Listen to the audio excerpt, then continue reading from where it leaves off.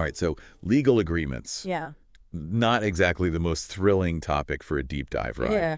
But stick with us on this one because we're talking about co-branding agreements. And these things can be the backbone of some seriously exciting brand partnerships.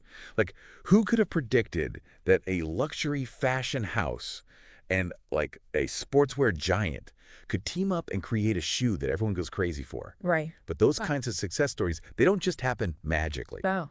They happen because brands are smart and they set up these really solid co-branding agreements. Exactly. So that's what we're going to do today. We're going to deep dive into these agreements. Yeah. We're going to figure out why they're so important and how they actually work.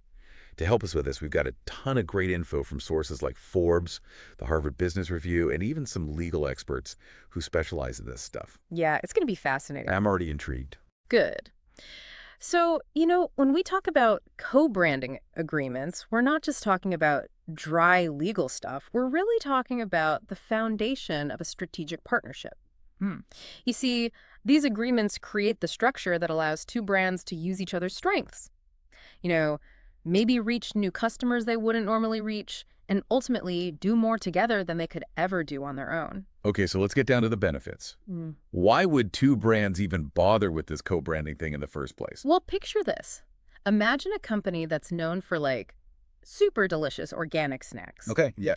They've got their loyal customers, but they're thinking, how do we grow? How do we reach more people? Right. Now imagine they decide to partner with a really popular fitness app. Interesting. Suddenly the snack company isn't just about snacks anymore. They're part of a whole healthy lifestyle world. Oh, I see.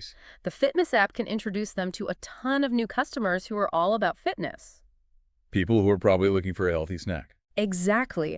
And the snack company gets to offer their delicious, convenient snacks to these people who are, looking for ways to refuel after a workout or something. It's like a win-win. Exactly. It's a total win-win. And that's where a co-branding agreement is so important. It's like the rule book that makes sure this partnership is actually beneficial for both brands. Right. And make sure that neither brand loses sight of, their own identity in the process.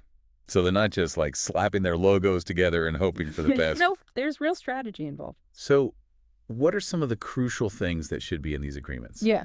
Our sources mention brand usage. What does that mean exactly? Oh, that's a big one. It might sound obvious, but you have to be super clear about how each brand's logo, their trademarks, and their overall identity, Right. how all of that can be used in the partnership. For example, let's say a fancy car company decides to team up with a tech company to make a really cool in-car entertainment system. Yeah. That agreement needs to be super specific about how their logos will appear together, what the design guidelines are, even what font sizes they'll use. It's all about protecting both brands. Yeah. So their image isn't messed up by, someone using their logo wrong or in a way that doesn't fit their brand. That makes a lot of sense. I mean, brands work so hard to build their image. Yeah. They don't want it to be watered down. Exactly. And that brings us to money, the financial side of things. Yes. The ever-important profit-sharing aspect. Yeah. How does that usually work in a co-branding situation? Well, there are a couple of different ways to approach it, and it really depends on the specific partnership. Okay. One common method is, a simple revenue split, Okay. where the profits from whatever they're selling together get divided up based on a percentage they agreed on beforehand. Right. Another way is to use a royalty-based model. Okay. So one brand pays the other a fee for using, let's say, their intellectual property. Give me an example. Sure. So imagine a clothing company wants to create a limited edition line of clothes featuring a really popular cartoon character. Oh, yeah, I've seen those. They might have to pay the owner of that cartoon character a royalty fee for every single item they sell. Wow, I'm starting to see how much strategic thinking goes into these partnerships. It's not just about brands liking each other. It's about really understanding the financial side of things. Absolutely. And making sure everyone benefits fairly from the deal. Okay, so what's next? What about marketing responsibilities? Yes. This is all about avoiding confusion. Right? And making sure both brands are sending out a clear, unified message to customers. Got it. Let's say, for example, that a beverage company decides to partner with a big music festival. Okay. The co-branding agreement needs to be super clear about who's in charge of what when it comes to marketing. Like divvying up the tasks. Exactly. Who's Yeah. going to design those cool co-branded cups or cans they'll be selling at the festival? Right. Who's going to run the social media campaigns? Mm. And who's going to be the point person for handling, questions and stuff from customers at the actual event?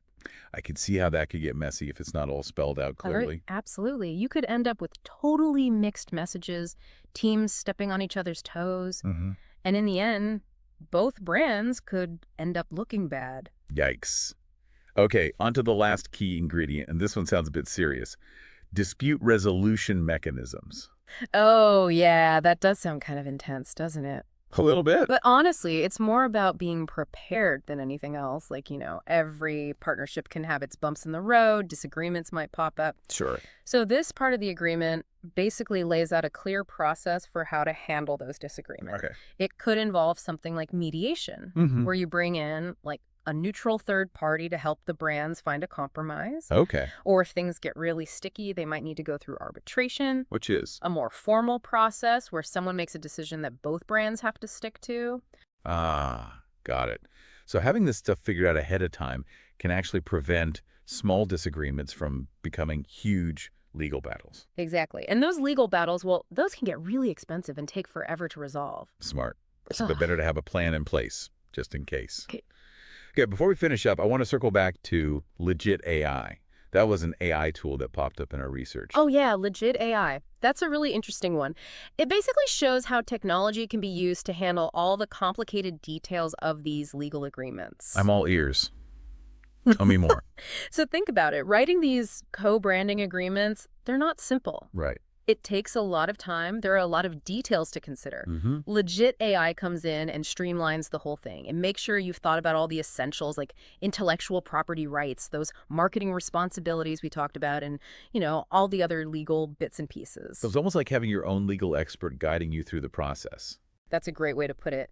It helps make sure your agreement is super clear, really comprehensive, and most importantly, legally sound. So it's airtight, basically. Exactly. Plus, and this is a big one, it helps make sure you're following all the relevant laws and regulations, which can be really tricky. Especially for smaller companies. Especially for smaller companies, yeah. Wow. So it sounds like AI is making these sophisticated legal tools a lot more accessible. It really is.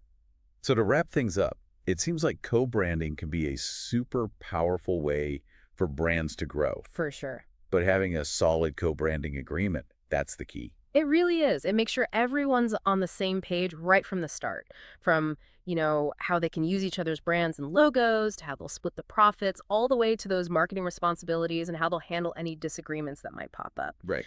When you have that clarity up front, it minimizes the risks, maximizes the benefits, and ultimately gives both brands the best shot at success. I love that. Minimizing risk, maximizing success. And that actually leads perfectly into my final thought for our listeners. Okay. Think about those brands that you really love. Yeah. What are some co-branding partnerships that would be totally unexpected, but, could be really awesome? Maybe it's a sustainable clothing company teaming up with like a major tech company to make a line of smart clothing. Oh, interesting. Or what about a gourmet coffee roaster joining forces with a luxury car brand to create like an amazing in-car coffee brewing experience? Wow, yeah, those are great examples. I mean, when you start thinking outside the box, the possibilities are endless. Exactly. So keep your eyes peeled for those unlikely brand collaborations because who knows, you might just stumble upon the next co-branding masterpiece. I can't wait to see what they come up with next. Me too. Thanks for diving deep with us today. My pleasure. Always happy to talk about the fascinating world of co-branding.